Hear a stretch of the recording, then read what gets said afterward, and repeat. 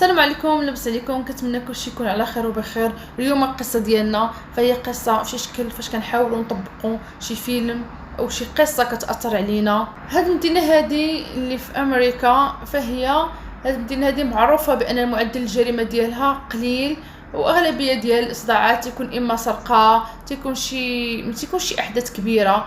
كلشي عندهم مزيانه القضيه هذه. هاد المدينه تخلينا نتعرفوا على كيسي، وهي بنت مراهقه وتزادت نيت تماك في ديسمبر 1989. كبرات فيها. كيسي كانت واحد البنت هي زوينه وظريفه وحيويه، وكانت تبغي بزاف الموسيقى وكتبغي الحياه. في 2006 كان عندها ديك الساعه 16 عام. كيسي كان عندها صديق ديالها اللي سميتو ماك، وكانت غالبا في الويكاند كدوزو عند عمتها، منها كتوانس هي وياها ومنها كتقابل واحد الكليبات عندهم. نهار 22 سبتمبر 2006 كان النهار اللي غادي تجي كيسي عند عمتها اللي كانت وصاتها باش تقابلها الدار والكليبات تما. لحقاش ديك العائله غادي تسافر، مشات للدار كيف العاده. نهار 24 رجعت العائله، دخلت للدار وما تخيلوش شنو شافوا بدا بنتهم الصغيره عندها 13 عام اصلا هي صفت والديها، ودخلات واحد المنظر كان ابشع منظر تشوفه. شافت ان كيسي غارقه في الدميات في الارض. البنت خلعت بزاف، وجاو الوالدين ديالها وتصدموا. كانت اخر حاجه يتوقعوها ان جوتا في الدار ديالهم ديال كيسي. ديك الساعه عيطوا البوليس، ما تعطلوش، جاو دخلوا لقاو كيسي ميته وكلها دمايات. دغيا انتشرت الخبر في المدينه، والمدينه كانت صغيره وماشي صعيب ان يعرفوا الناس. وما نقدرش نقول لكم بان الناس صدمه اللي تصدموا وتقلعوا، لانهم موالفينش بهذا النوع ديال الجرائم، وخاصه بان الضحيه بنت مراهقه ومازال صغيره وسليمه. شكون اللي يقدر يدير هذه الحاله في هذه البنت هذه؟ نبداو دابا من عناصر التحقيق. النتيجه بينات بان كيسي تلقات تقريبا 30 ضربه بالموس، 12 ضرب تسبوا في المود ديالها وكانوا في الصدر ديالها، واكتشفوا بان كاينين جوج المات باش الضربات. يعني ممكن اللي قتل ما كانش غير بوحديته، يعني كانوا معاه بزاف. المهم هنا عرفنا سبب الوفاه، ولكن علاش بنت في هذا العمر ممكن تقتل بهذه الوحشيه وبهذه الطريقه؟ وتا عدد الطعنات باش قتلوها بينوا بان بحال اللي كارهينها بزاف وباغي فوقاش يقتلها، بحال الانتقام او ما عرف. اول حاجه غادي يديروا غادي يشوفوا كيسي مع من كانت واخر واحد شافها. هنا ملي غادي يشوفوا عائلتها ويشوفوا واش عارفين شي حاجه، بلا ما نساو الصديق ديالها اللي سميتو مات. محققين اكتشفوا بان كيسي نهار 22 ديسمبر انه هو الجمعه كانت مازال حيه، والدليل على ان واحد الفيديو تصور في المدرسه وكتبان فيه كيسي كتسلم على شي حد وهي واقفه كتاخذ شي حاجه من الخزانه الكتب ديالها. وكان هادشي في 88 دقيقه ديال الصباح. سالت المدرسه، الناس خرجوا. من بعد تجي ماما كيسي انا باش توصل بنتها وصديقها عند عمتها. كيسي كما قلت لكم كانت في الاول دايره البروغرام انا تمشي عند عمتها، وصلت مع ديك 5:30. كيسي وما جالسين في الدار حتى ديك 9:30. انا عيطت لبنتها باش توليها. كيسي قالت لها بانها كتفرج فيلم هي وياه، وقالت لها بان الامور كلها مزيان كلشي هاني صافي. الا كانت شي حاجه انا غادي نعيط لك. فانا صافي ان كانت اخر مكالمه بينها وبين بنتها. من مور هادشي اللي عرفوا البوليس كان مشتبه به فهو شكوف مات، لحقاش هو اللي كان اخر واحد معاها.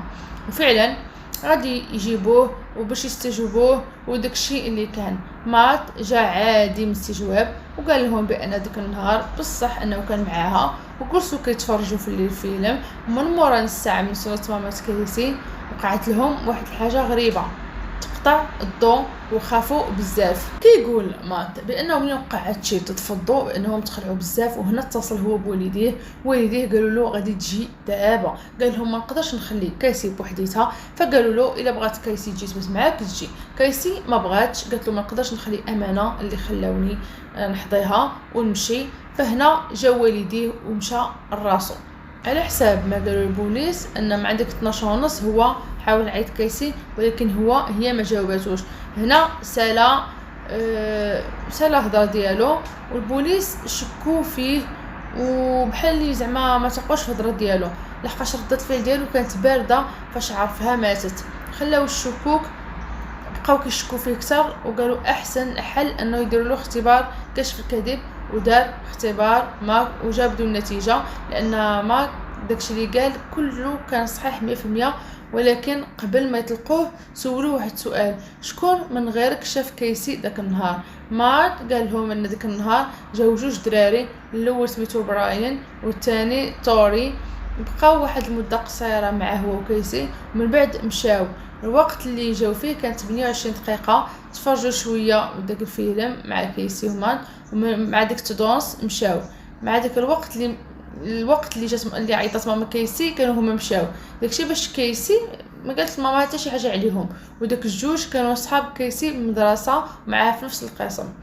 المهم البوليس فاش عرفوا بانهم دخلوا مشتبهين اخرين جداد في القضيه، فضروري غادي يجيبوهم باش يهضروا معاهم ويعرفوا شنو غادي يقولوا لهم وداكشي اللي غادي يكون. براين وتوري جاو وداروا التحقيق مع كل واحد فيهم. مراهقين بجوج قالوا في التحقيق بان داك النهار خرجوا مع ديك تدونس ومشاو يشوفوا واحد الفيلم في السينما. المشكل اللي غادي يوقع ملي غادي يعرفوا بان واحد الموظف خدام في السينما قال لهم بان هاد الجوج ما جاوش السينما، وزيد عليهم بانهم بجوجهم ما عارفينش الفيلم اللي كان تتعرض داك النهار. وهذا الشيء كيبين حقيقه وحده بانهم كاذبين. جوج حوايج يخليهم يكذبوا: يا خافوا ان الجريمه تلصق فيهم، يا هما اللي داروا داك الجريمه. منين عرفوا بانهم ما كانوش السينما اعترفوا، قالوا لهم بصح حقيقه ما كناش السينما، كنا كنحلوا الطوموبيلات باش نسرقوهم وخفنا نطيحوا في شي مشكل، فهادشي اللي خلينا نكذبوا عليكم. ولكن المحققين بالهم بان براين وتوري كيكذبوا ومخبعين شي حاجه، فقرروا انهم توما يديروهم اختبار ديال الكذب يشوفوا على الله. ولكن اللي غادي يوقع ان براين ملي غادي يعرف بان يدار له التيست بدا كيبكي وقال لهم صافي انا غادي نقول لكم الحقيقه. وجلس مع المحقق اللي مكلف بالقضيه. براين غادي يعطي اقوال جديده في القضيه، والديه جالسين معاه لحقاش قاصر. اللي قال البوليس ان بديك النهار ملي تفرجوا شويه في كيسي ومات، جات واحد اللحظه قالوا لكيسي بانهم غادي يمشيو غير للطواليت، ولكن هما فين مشاو حلوا الباب ما بين الدار والكراج وخلاوه محلول باش الى رجعوا يسهل عليهم انهم يدخلوا. هنايا كانوا مخططين انهم يرجعوا ويقطعوا الضوء ويخلعوا كيسي في الاول، ولكن فاش رجعوا قطعوا الضوء هرسوا شي حاجه باش يخليو كيسي تهبط للكراج بوحديتها. ولكن كيسي ما هبطاتش وبقات مع مات تما باش يتاكدوا انها بوحديتها. تناول مات اللي قال لهم بان ماماه جديه وكيسي بقات بوحديتها. دابا تاكدوا بانها بوحديتها، عوض يخليوها تهبط عندهم هما اللي طلعوا عندها، وباش ما تعرفهمش كانوا دايرين ماسكات وهزين معهم ماس. كيقول براين بان توري في واحد اللحظه بدا كيضرب كيسي بصح بالموس، ولكن متفقين بانهم غير يخلعوها. ولكن توري تقلب، دا براين كيبكي وقال بان في الاول كانوا غير ضاحكين، ولكن توري هو اللي بدا كيضربها بصح. براين بقى كيبكي وكيقول بانه هو ما كانش كاع باغي هادشي يطرا، ورد كلشي على توري ووالديه طبعا بان ولدهم بريء، وخاصه ان براين كان من الدراري اللي هو كالم ما كيباش كاع عليه العنف ولا انه في شي حاجه اجراميه اللي يخليهم يفهموا ان ولدهم دار هكا. من مور هذا الاستجواب هذا فما كان من المحققين الا ان براين يقول لهم فين داو ادوات الجريمه، لحقاش ما لقاو حتى شي دليل في مسرح الجريمه.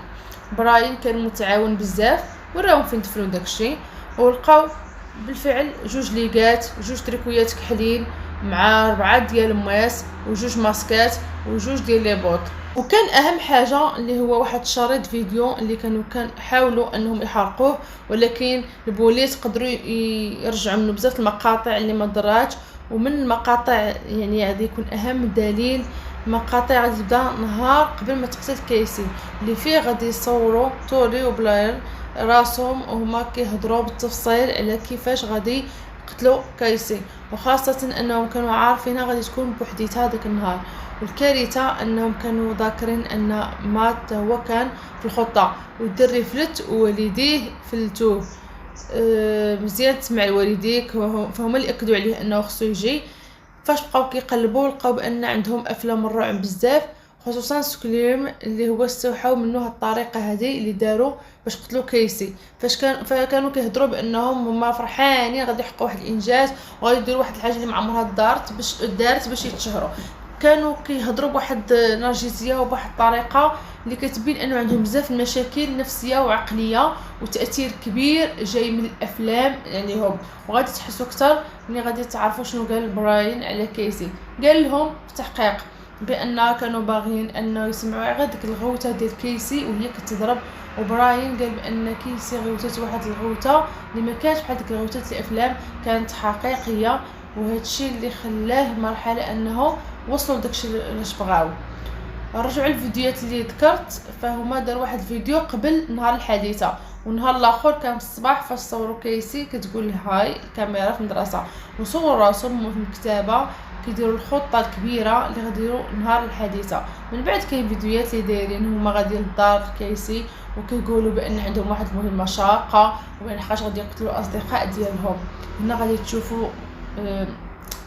تشوفوا الحماق بعينه. وكاين فيديو ثاني بانهم خرجوا من عند كيسي بعد ما قتلوها وفرحانين انهم داروا هذا الانجاز هذا، حيتاش قدروا يطبقوا نفس القصه السيناريو ديال سكريم. كيقول براين في الفيديو بانه فرحان وشاف كيسي بانها كتموت، وفي الاخر طلب السماحه من كيسي، ولكن بالنسبه ليه كان ضروري ان ديك الخطه تطبق ديك النهار، وخلنا كيسي كان ضحيه، فضروري انهم باش يوصلوا لهذا الشيء خصهم يديروا شي تضحيات. قال في واحد الفيديو بانه عنده واحد مرض نفسي كتجيهم بان المتعه انهم يقتلوا الناس، وهنا فاش بغاو يطبقوا نفس الدور اللي كاين في فيلم الصرخه. فهاد الفيديوهات كيبينوا بان توري وبراين كيخطوا بجوج ومن شحال هادي باش يقتلوا كيسي، وفي المخطط ديالهم مات كان، ولكن البطل خرج وبقات لهم مسكينه غير البنت هي اللي داروها هكا. للاسف كيسي ماتت ضحيه جوج دراري اللي عندهم اضطرابات نفسيه. البوليس باش يفهموا اش خلاه هاد الجوج يديروا هاد الشيء، فما حطوهم في اختبار نفسي وداروهم حتى الراديو باش يشوفوا الاستجابات الدماغيه ديالهم، قصص الاجراميه، وزيد عليهم البحث اللي دار كيفاش عاشوا هاد الجوج مع عائلاتهم. غادي يلقاو بان بجوجهم ترباو في واحد العائله اللي تابعه واحد الكنيسه، يعني كيسمعوا الاوامر وكيسمعوا انهم خصهم يديروا هكا، وهذا الشيء بحال اللي ربى عندهم واحد رد فعل عكسي ولاو كيديروا ضد داكشي اللي كيحاولوا والديهم يربوا عليهم. حاجه اخرى، عرفوا بانهم عندهم هوس بافلام الرعب والقتيله، وهذا الهوس ما داوش فيه والديهم، بان لهم بان شي حاجه عاديه. انا صراحه انا كيبان لي انك تتفرجي افلام الرعب عادي، لحقاش انا مدمنه على افلام الرعب وكيعجبوني بزاف وكنتفرج فيهم. واحسن لحظه عندي هي فاش ما كيكون حتى شي حد في الدار ونطفي الضوء ونتفرج في الفيلم، يعني زعما مالي انا ماشي بحالهم الله يحفظ. يعني مهم تعتبروا انهم قاتلين من الدرجه الاولى، لحقاش كاين الفيديو ان داكشي كاين تخطيط من الاول، فتحكم عليهم في 2007 بالمؤبد وما عندهمش الحق انهم يطلبوا الصراحه من مشروط تدوز 15 عام. براين وافق انه يهضر مع الاصلاحيه اللي كاين في الولايات ديال كان محور الهضره هو علاش وكيفاش كيحس براسو دابا بالمور هادشي اللي طرا. فبراين قال بانه كيحس براسو بانه ما عنده حتى شي قيمه، ما عنده حتى شي تاثير في هذه الحياه، كي كان كي ما كاينش. هنا فاش بدا كيفكر يدير شي حاجه تخليه كاين، قال له بانه كان كيحس براسو ما عنده حتى شي قيمه، كي كاين كي ما كاينش. هنا فكر بانه خصو يدير شي حاجه يبين انه كاين، شي حاجه خارجه عن المالوف ولا تخلي كل شيء يهضر عليه، وخا يكون في الحبس وخا يقتل، يعني هي انه يقتل وحده من صحابهم لطريقه ما تنساش. فهذا هو كان المنطق ديالو علاش دار هذا الشيء، خصوصا انه كان كيعاني من تلعثم في الكلام، خلاه ما داش بلاصتو ما بين صحابو، وكان كيحس براسو يمكن منبوذ، وكان تفكر بانه احسن حاجه يقدر يدير هو انه يقتل وكلشي يهضر عليه وكلشي يشوف فيه وهذيك الشجاعه عنده. ولكن دابا هو نادم لحقاش خرج على راسو على حياته، وصل المراهقه اللي هو حساس بزاف، هو العمر اللي يخلي الانسان التركيبه ديالو تبدل وما كيبقاش يفكر نهائيا في شي حاجه اللي شي حوايج مزيانين، اما كيدير اختيارات اللي تدمر له حياته ويندم على كل شيء.